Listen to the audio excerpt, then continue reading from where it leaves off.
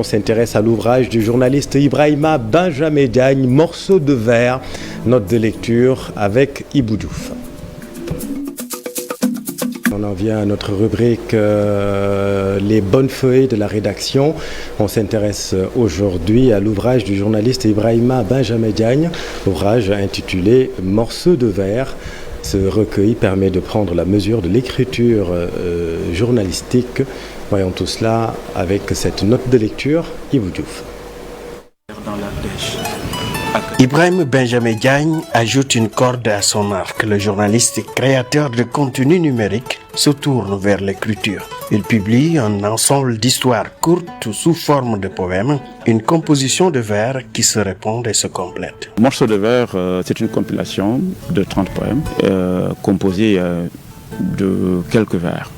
Morceaux de verre, justement, ce sont des morceaux de vie, des tranches de vie écrites sous la forme poétique qui transcrivent carrément mes émotions, mes sensations lors des périodes estivales. Son œuvre, au départ marquée par les avant-gardes, s'oriente progressivement vers la quête de la simplicité et du dépouillement qui va de pair avec la recherche de la fluidité du style journalistique. Notamment délire estival. Alors, c'est le poète contempleur alors qui écrit tout ce qu'il voit, tout ce qu'il sent.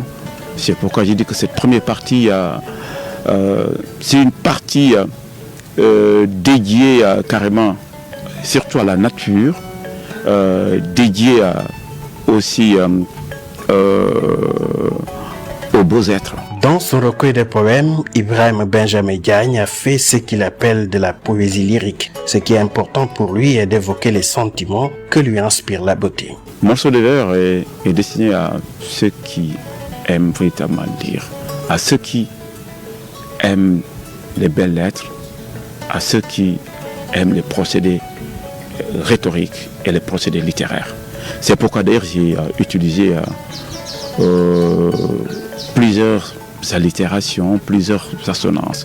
Et comme disait Senghor, justement, un poème n'a de sens que quand il est chantant et dansant. Dans Morceau de verre, l'auteur griffonne avec sa plume, qui, précise-t-il, fond la chaleur du dive. L'auteur se délecte avec la délicieuse encre. Après ce recueil de poèmes, un bon journaliste, son expression artistique dans ses productions radiophoniques était aussi appréciée par les auditeurs.